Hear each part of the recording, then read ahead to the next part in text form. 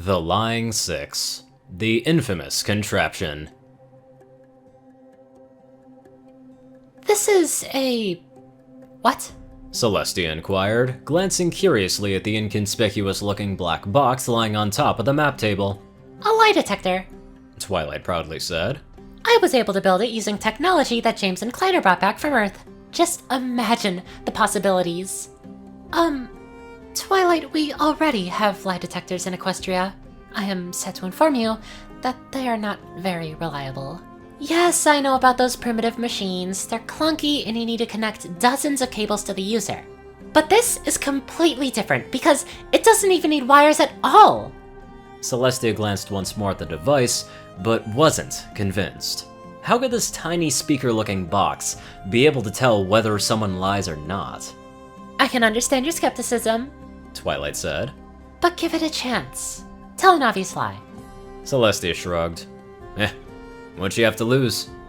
Alright. I am a short Earth pony. The machine honked loudly. The electric-like bell was like music to Twilight's ears, widening her grin of joy. See? Try again! Okay. I like opera. I hate cake. Celestia smiled. Alright, I'll admit. This is an interesting little thing. See, Twilight? I told you Booty Butt was gonna love it. James the human interjected, walking into the map room. Oh, by the way, Luna and the girls should be here shortly. However, Celestia didn't get the second part, dangerously arching her eyebrow instead. I'm sorry, Booty Butt? James smiled. Yeah, it's a pet name. You like it? No. Hey, I totally hate it. The machine is broken. Twilight glanced at the readouts on the side of the box, but all parameters were normal. She knew the lie detector was working fine, and judging by the blush that began showing through Celestia's coat, the princess knew it too. Twilight opened her mouth to say something, but James was faster. Hold on, Twilight. Princess, Celestia's right, James said, then cleared his throat. His face was suddenly serious. I apologize, Your Majesty. I shall address you in a formal manner from now on. Is this what you want? Yes? With her eyes closed, Celestia clenched her teeth at the sound, but after a moment let out a bitter chuckle. This thing is pure evil. I know, right? James said. Imagine the possibilities, especially with all the girls coming here. The sudden realization wiped the smile from Twilight's face and made her frantically shake her head. Now wait a second, we did not make this device to extract secrets from ponies! Then why did we build it? To... Scratching her chin, Twilight tried to come up with a reason that didn't sound like total horse manure, but the query turned out empty. Okay, fine, but it's our friends we're talking about. We can't just... James crossed his arms and frowned. You're just jealous because you have no secrets. What? Not true. Hey, I have secrets like every pony does! James glanced at smirking Celestia, then back at sheepish-looking Twilight, and waved his hand. Twilight, I have dug the dirt on each one of you, and the best I could find was that at the age of 10, you stole cookies from the jar and blamed it on shining armor. No, I didn't. Celestia arched her eyebrow and shot a cold gaze at Twilight, who was now nibbling at her lower lip, suddenly wanting to be somewhere else. You stole, cast the blame on your innocent brother, and now you deny it? Her cold gaze suddenly turned warm again, and with a smile, she turned to James. Do I know how to pick these future politicians, or don't I? Yeah, Mazel Tov. Now, how about we do some evil here and exploit others for fun? Twilight huffed angrily at the idea, back to her serious self again. Do you honestly believe that Princess Celestia would stoop so low to use this device against her own sister and my friends? Instead of an answer, James's eyes trailed over towards the alicorn of the sun and waited. Celestia stood in silence, but the involuntary twitches of her lips and her devilish smile were loud enough. Before Twilight could utter another word, the door opened and 6 ponies walked inside. Applejack was the first to say something. Howdy, Princess. Twilight. Princess Luna said that you wanted to see us? Something about a new gimmick of yours? A lie detector, Applejack. Something like you, but nicer and more portable. James's words earned him a nice "buck you" look from Applejack. "We need a volunteer to test it, so, how about you, Dashy?" Rainbow Dash flew over the table, eyeing the device for a moment, but the shrug of her shoulders was a dead giveaway that she wasn't impressed. Is that thing really the reason why you called us here, Twy? We got better things to do, you know. Yeah, especially you. James's lips curled into a smile.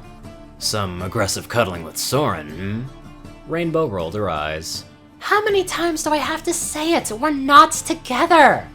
With face blushing in excitement, James glanced at the lie detector, expecting the loud beep. But nothing happened. God damn it, I just lost 50 bits to Spitfire. Unless... His eyebrow suddenly arched. "You're seeing her, right?" What? No! Once again, the box was silent. "Fleetfoot? No. Thunderlane?" No! James tapped at the still silent box on the table. "Twilight, you sure this thing's on?" Dash grunted in frustration. I don't see any of the Wonderbolts, you idiot! Okay, how about... James opened his mouth to continue, but Twilight's frowning face shut him down. Fine. So, Rainbow Dash is a Virgin Mary, who knew? Hey, I'm not a virgin! After the buzzer sound died down, silence spilled over the room, and soon, Dash was surrounded by a half a dozen faces, with expressions ranging from smirk to shock. Among the crowd was also one very angry mug. God damn it! James's facepalm echoed throughout the castle's halls. 1,000 bits, Dash! 1,000 fucking bits! How can you, Rainbow, the Danger Dash, be a fucking virgin? Rainbow's face was red, and getting redder by the second. I'm not! Hey, shut up, buzzer box! I... did... things. I strongly recommend that you stop talking. For the first time ever, Rainbow Dash listened to James's advice and bit on her lip. Not that she had much to say. With her head hung low and cheeks blushing intensely, her face looked ready to literally catch fire. Okay, I got it, James interjected. I'm gonna take you to Canterlot's brothel and fix you 200 bits, so that still saves me 800. Darling, after the fact that would be cheating. Rarity smugly interjected. Oh, come on! James threw his arms into the air in a dramatic gesture, but Rarity's face remained a stone. You really want your dirty money? Where's that generosity I keep hearing about?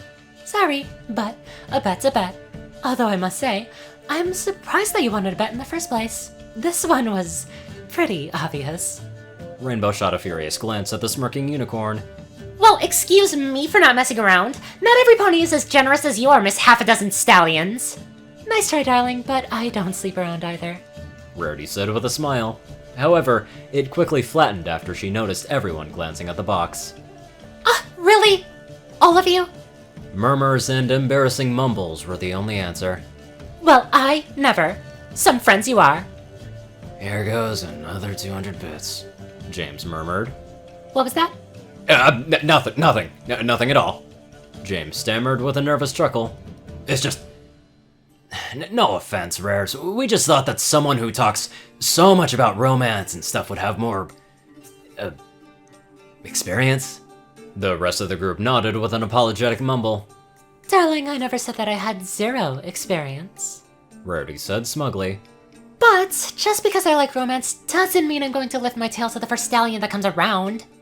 James opened his mouth, but Rarity quickly added. Or the first human for that matter, especially a friend. James's lips curled into a childish pout. Great. I got placed into friendship zone. Again. You're the worst. Rarity answered with a wink. Well, I guess that behavior's commendable, but it's also boring. Hey, Rarity's not boring. Pinkie Pie jumped up to the rescue. She's caring, smart, and generous, and she helps her friends when they're in need. Rarity smiled warmly. Thank you, Pinkie. That's very sweet of you to say. Hey, it's the least I can do after you showed me that trick with my tax return. Pinkie turned to the group with astonishment on her face. Did you guys know that our tax money goes to some white fat cake leech? I sure didn't until Rarity told me. The smile that just a moment ago filled Rarity's face evaporated in an instant, leaving behind a look of terror. Pinkie, be quiet! But why? You should show that trick to avoid paying taxes to every pony.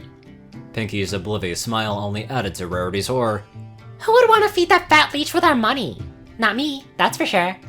Rarity turned to Celestia to see a cold-stoned expression radiating from her features and a contrasting smirk on her sister's face. I swear, I have no idea what Pinky's talking about. The machine's sound was like a buzzer of confession, washing away Rarity's lies. Hearing it, Celestia squinted her eyes and very, very slowly began moving her head from left to right, staring coldly, like death itself. Luna was a different story, chuckling gently. White fat cake leech. That one I need to write down. Oh, so you know who we're talking about, Princess Luna? Pinky asked. Luna gazed at her motionless sister from top to bottom, smiling harder. You could say that. Luna, when we get back to Canterlot, please remind me to check Miss Rarity's tax returns for the last 10 years. Despite her coat's white, Rarity's face got visibly paler. 10 years? But I'm sure there's no need. I disagree. Maybe you paid some unnecessary money to the white fat cake leech. I want to verify it. And I can assure you, I will be thorough. A very evil-looking grin filled Celestia's face. Very thorough. Aw, isn't that sweet? Pinky nudged Rarity, but her frozen body didn't budge. The princess is gonna personally help you, just like you helped me. Isn't that exciting? Pinky, is that sale on coffins you mentioned a week ago still on? I will need one.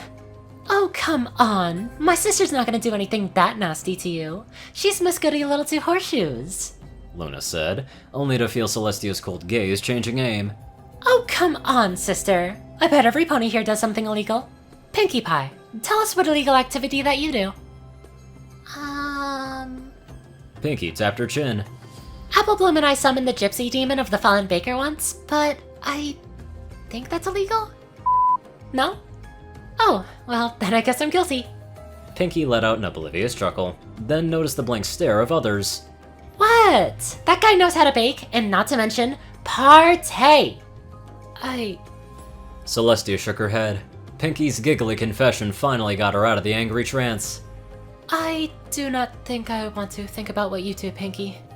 My head hurts enough already. Okay, Pinkie Pie was a weird example. Applejack, I bet you have something illegal on your conscience. Maybe selling some moonshine from your apples? Applejack gulped, then smiled nervously, her smile getting wider and wider, turning her face into an unnatural grimace. With the sweat pouring from her forehead, lie detector was not needed. She was guilty as hell. Celestia sighed.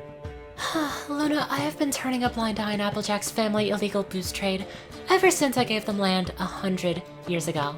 That's nothing new to me. Well, then, we're left with only one last pony who hasn't embarrassed herself today. Every pony's eyes went for Fluttershy. Me? Yes, Quiet One. Luna said, her eyes beginning to sparkle with energy and her voice deepening. Confess your sin. What is it? Weird sexual activities? No. Dark magic? I'm a Pegasus. Using your inherited cuteness to give unsuspecting creatures a heart attack? I always apologize afterward. Luna nodded in defeat. Fair enough. I have nothing else. Fluttershy let out a deep sigh of relief. Funny. I always suspected you of having a weed plantation in your basement or something. Just like that, Fluttershy's chest stopped moving again, and she froze like a statue. Luna saw that and grinned. Ha! I knew it! So that's how you've been making your money all these years? No.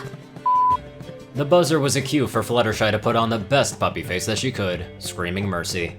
See, sister? Every pony cheats, steals, or does other illegal things. Luna let out a chuckle. You taught them well. It is always my fault, huh? Celestia began tapping on her chin and scanning everyone from left to right. After a moment, she knew exactly how to proceed.